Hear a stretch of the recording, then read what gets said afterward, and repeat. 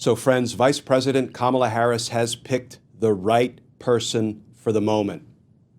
Teacher, coach, veteran, and governor, Tim Walz.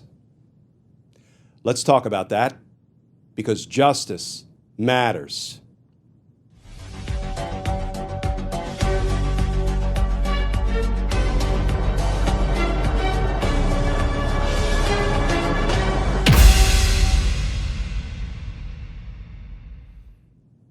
Hey all, Glenn Kirshner here. So friends, can we talk about this dynamic presidential ticket, Kamala Harris and Tim Walz?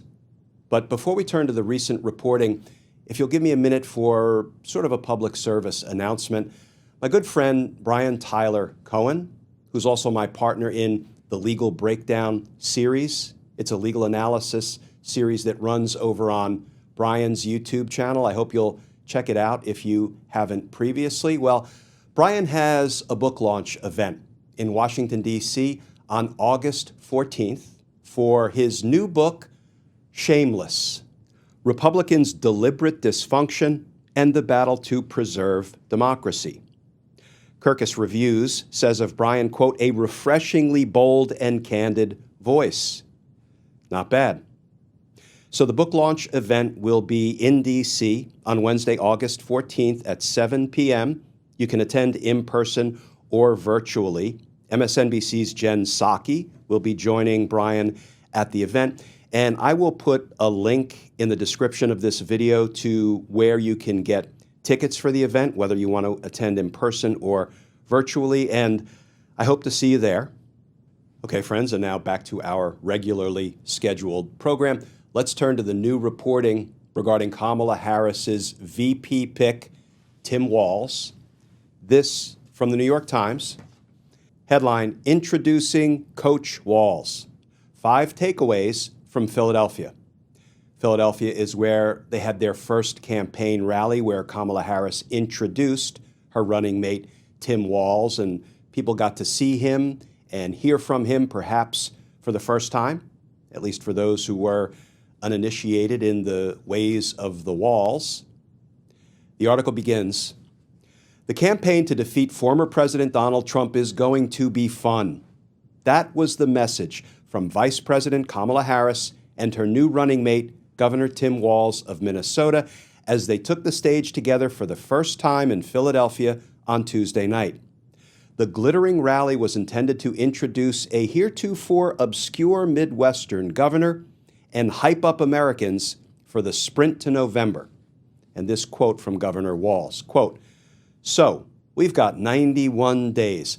My God, that's easy, Walz said during a zesty debut in which he marveled at the crowd, joyfully clasped his hands, and went for the jugular, at least where Trump and his running mate were concerned. Quote, we'll sleep when we're dead, close quote.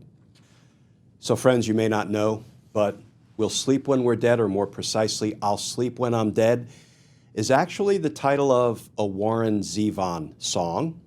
Tim Walz is reputed to be something of a Zevon fan, as am I. I'll Sleep When I'm Dead is one of Zevon's biographies. Walz is also said to be a big Bruce Springsteen fan, as am I, being a kid from Jersey and all. Now, I'm not saying that being a Zevon fan or a Springsteen fan makes you more qualified to be vice president, but in my book, it doesn't hurt. Now, with all due respect to the New York Times, I'd like to do my own top 5 takeaways from Tim Walz and from this new ticket of Harris and Walz. And number 1 has got to be, they are joyful warriors. And it's not just okay to be a joyful warrior. It's good. It's great to be a joyful warrior when you're fighting for the rights of the American people. It is great to be excited, to be positive, to be upbeat when you're fighting for the health of our democracy. And if you saw any of that Philadelphia campaign rally, they are joyful warriors for the American people and for American democracy. 2, Tim Walz is a veteran.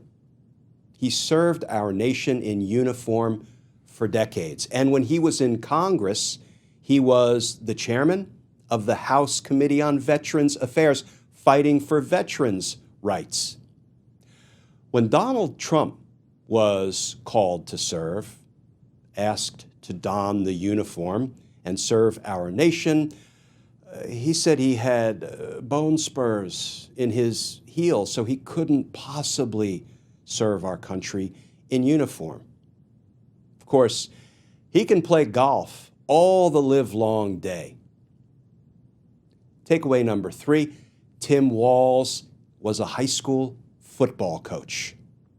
Friends, my pop was a high school football coach, and I was coached in high school, in college by countless football coaches. And you know what coaches generally know how to do pretty damn well? They know how to motivate, they know how to energize, they know how to inspire young people. My coaches, including my pop, certainly knew how to do that, including for me. And there's something else coaches do pretty damn well. They know how to deal with bullies.